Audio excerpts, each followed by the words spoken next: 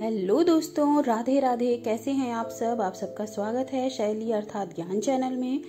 तो दोस्तों, स्टोरी शुरू करने से पहले अगर आप लोग मेरे इस चैनल पर नए हैं तो प्लीज़ फ्रेंड्स लाइक, शेयर और सब्सक्राइब जरूर कीजिएगा। तो चलिए स्टोरी शुरू करते हैं आज की।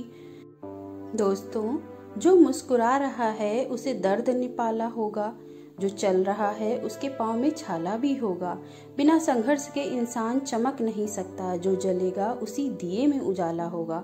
संघर्ष क्यों बचे संघर्ष से, संघर्ष ही तो जीवन की आत्मा है। जितना कठिन संघर्ष होगा जीत भी उतनी शानदार होगी। दोस्तों, एक बार एक किसान भगवान से बहुत ही नाराज हो गया। किसान बहुत मेहनती था, बहुत मेहनत से वो खेतों में अनाज उगाता था, उसकी देख रेख करता था, लेकिन अक्सर उसकी फसल खराब हो जाती थी, कभी तेज धूप से, कभी आंधी से। इस बार भी उसकी फसल खराब हो जाती है।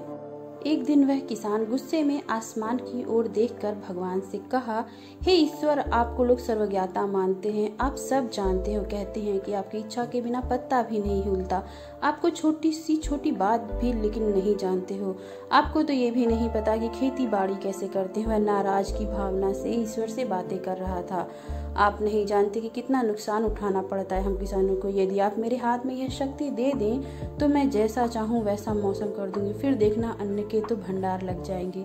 भगवान इस किसान के तीखे वाक्य सुनकर मुस्कुरा रहे थे और वह किसान के सामने प्रकट होकर बोले, तो चल, मैं तुझे ये शक्ति देता हूँ, मैं बिल्कुल भी दखल नहीं दूंगा तुम्हारी इस इच्छा में। तो किसान बहुत खुश हो गया। किसान ने गेहूं की फसल अपने खेतों में बोई। जब उसे लगा कि खेतों को धूप चाहिए तो खेतों को धूप मिल दिया, जब पानी बरसाना चाहिए तो पानी बरसाया, आंधी तूफान बाढ़ कुछ भी आने पर उसको रोक दिया और ऐसी फसल हुई कि जैसे कभी नहीं हुई थी। हरी भरी लहलहाती फसल मन ही मन में बहुत खुश हो गया और सोचने लगा, जब सबूत के साथ दिखाऊंगा तो भगवान को कि इसे कहते हैं शक्ति का सही उपयोग। मेरी सफलता देखकर उन्हें अपने नियम जरूर बदलने पड़ेंगे। कुछ दिन गुजरने के बाद जब फसल काटने की बारी आई तो जैसे ही उसकी नज़र गेहूं की बालियों पर गया तो वह अपना सिर पीट लिया और रोने चिल्लाने लगा। गेहूं की एक भी बाली के अंदर गेहूं का दाना नहीं था, सारी बालियां अंदर से खाली थी। किसान बहुत दुखी हो गया। उसने भगवान को रोते हुए फिर पुकारा, हे प्रभु, तुमने ये मेरे साथ क्या किया? क्या तुमने कोई सजा दी है? भगवान बोले, पुत्र, ये तो होना ही था।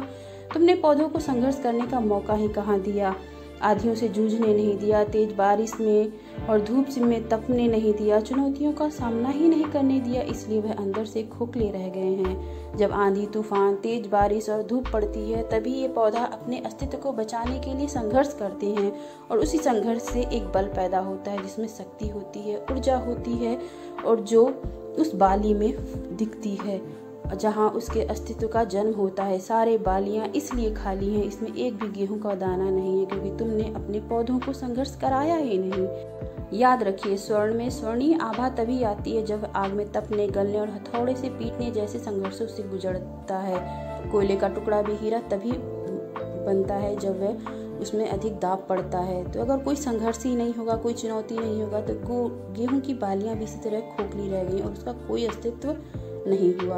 विपरीत परिस्थितियाँ, चुनौतियाँ, समस्याएं हमें अधिक निखारती हैं। यदि जीवन में परिस्थितियाँ और चुनौतियाँ आएं तो घबराना मत, बल्कि सामना करना। आप और अधिक निखर जाओगे और अधिक मजबूत बन जाओगे। किसी ने कितना सही कहा है, जिंदगी जीना आसान नहीं होता, बिना संघर्ष कोई महान नहीं होता। जब तक पड़े ना हथौड़े की चोट तब तक पत्थर भी भगवान नहीं होता। तो दोस्तों, आपको स्टोरी पसंद आई हो तो एक लाइक, शेयर, सब्सक्राइब जरूर।